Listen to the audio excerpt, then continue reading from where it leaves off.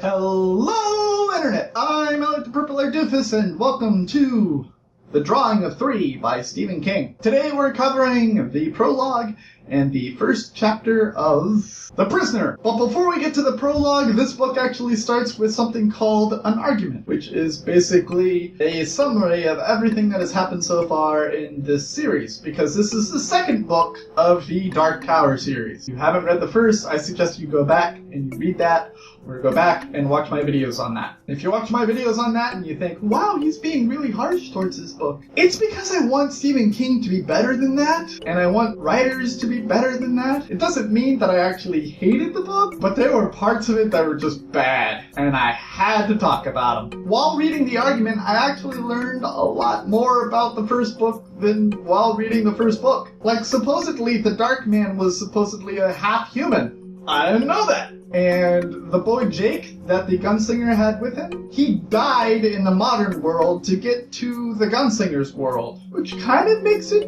purgatory? Maybe?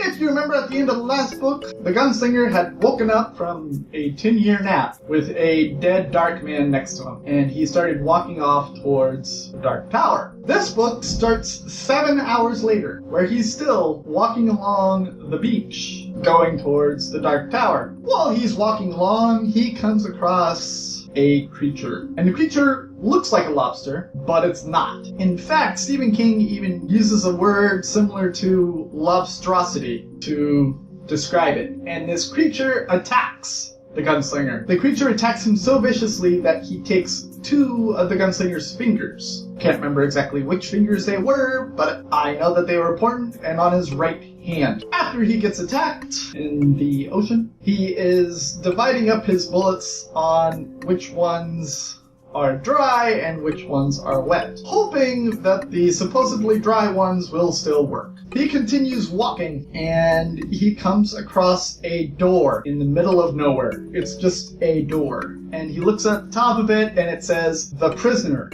on the top of it. And he remembers the 3 people that he was supposed to use in order to get to the Dark Tower. And one of them was the prisoner, who was the dark-haired man addicted to heroin. And he opens up the door, and he sees a bottomless abyss, and he screams and closes the door again. And then he collects himself, and he's just like,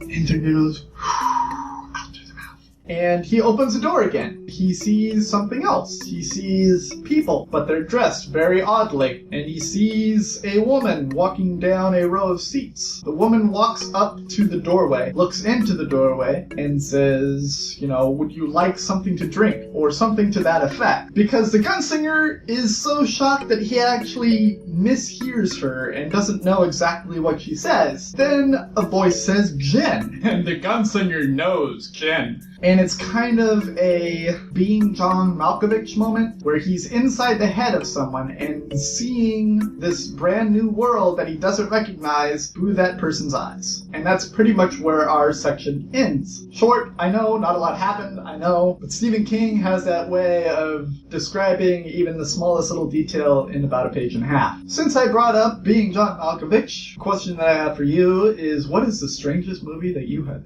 ever seen? The next book that I'll be reading, the next book that I will be finishing after I finish this book is Sacre Blue by Christopher Moore. I've already started reading this book. You can find my playlist in my playlists. I just haven't finished it yet. It is going to finish up the videos that I'm doing while I'm away at home on vacation. Go out and grab it by any legal means necessary. Borrow it from a friend, borrow it from a library, buy it at a bookstore, buy it on a Kindle. I don't care what you do as long as it's legal and you read it before I ruin it for you. I've been Ellie the Purple-Haired Doofus, reminding you to watch your pajama radius.